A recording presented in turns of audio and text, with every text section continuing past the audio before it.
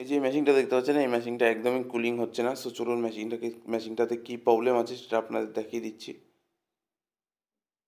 এই যে দেখুন, আমি মেশিনটা খুলে নেব। খুলে নেওয়ার পর আপনাদের দেখিয়ে দিচ্ছি। মেশিনটা কিন্তু অফ করে রেখেছে কাস্টমার, কারণ ঠান্ডা হচ্ছিল না অনেক দিন ধরে। কাস্টমার বলছিল, তবুও আমি বলেছিলাম যে আপনি চালিয়ে রাখুন। আমি এসে দেখছি কাস্টমার চালিয়ে রেখেছিল, বাট আমি অফ করে আপনাদের দেখাচ্ছি যে কোনো রকম ঠান্ডা হচ্ছে না। আর এই দেখুন, কন্টিনিউটি একদম ফার্স্ট ক্লাস শো করছে, বা মেশিনে কোনো রকম প্রবলেম নেই। সো এতেই 90% বোঝা যাচ্ছে যে এতে গ্যাসের প্রবলেম হতে পারে, বা কম প্রেশারেও হাই অ্যাম্পস হতে পারে।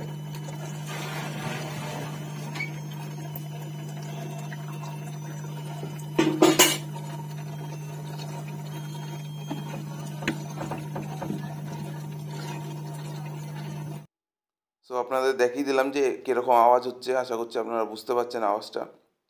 আর এই যে দেখতে পাচ্ছেন, এই দেখুন, কনডেন্সার একদম জং ধরে একদম রাস্ট পড়ে গেছে।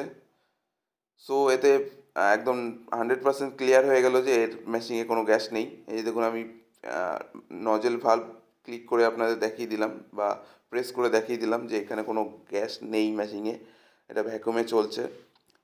সো এই যে দেখতে পাচ্ছেন, আমি মেশিনটাকে আপনাদের ভালো করে দেখিয়ে দিলাম। এবার আমি গ্যাস কনডেন্সারের লাইনটা খুলে আমি চেক করে নিচ্ছি যে কম্প্রেসারটা ওকে আছে কি না। সো কম্প্রেসার আপাতত ঠিকই আছে, বাট একটুখানি লেস পাম্পিং মনে হচ্ছে। সো অসুবিধা হবে না, আমি যতদূর বুঝতে পারছি। আর এই দেখুন, অ্যাম্পিয়ারও ঠিকঠাক নিচ্ছে। আশা করছি এতে মোটামুটি কিছুদিন চলে যাবে কাস্টমারের। সো চলুন এবার আমি কনডেন্সার যেদিনকে চেঞ্জ করবো, যেহেতু কনডেন্সার চেঞ্জ হবে, আজকে তো কাজ করা যাবে না। কনডেন্সার নিয়ে এসে নেক্সট দিন আপনাদের দেখাচ্ছি আমি যে কীভাবে আমি কাজ করছি। এই দেখুন, মেশিনটা আমি জায়গা মতো একদম ফিট করে রেখে দিলাম।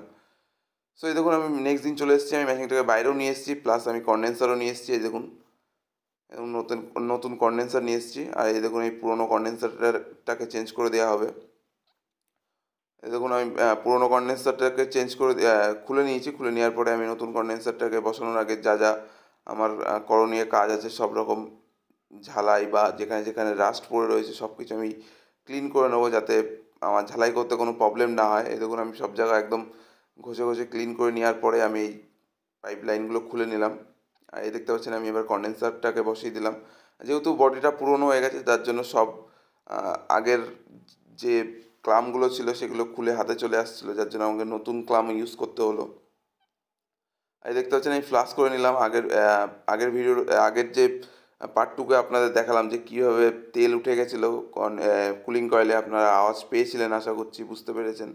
আমি যেখানে চুপ হয়ে গেছিলাম বা যেখানে আমি ভয়েস দিইনি, সেখানে আপনারা আশা করছি বুঝেছিলেন। আর এই দেখুন, আমি একদম কুলিং কয়েলটা একদম ক্লিন করে নেওয়ার পরে বা ফ্লাশিং করে নেওয়ার পরে আমি এই দেখুন, কম্প্রেসারের সাথে আমি পাইপ লাইনটা জুড়ে দিলাম। জুড়ে দেওয়ার পরে দেখতে পাচ্ছেন, এবার আমি যতগুলো পাইপ লাইন আছে সব রকম পাইপ লাইন লাগানোর পরে আমি এই দেখুন ভ্যাকুমে বসিয়ে দিয়েছি।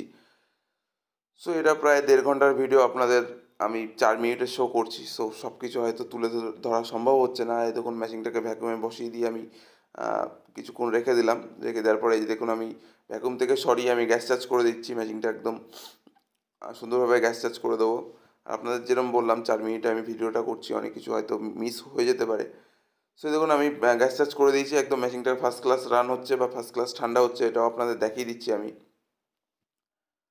এই দেখুন, আমি আশা করছি আপনারা বুঝতে পারবেন। এই দেখুন, বোঝা যাচ্ছে আশা আশা করছি। দেখুন, একদম বরফ, হালকা হালকা বরফ চলে এসছে। মেশিন একদম ফার্স্ট ক্লাস ঠান্ডা হচ্ছে। মেশিনে কোনো রকম প্রবলেম নেই। শুধু মেশিনের কম্প্রেসারটা আপনাদের আগেই বলেছি যে হালকা একটু উইক মনে হলো।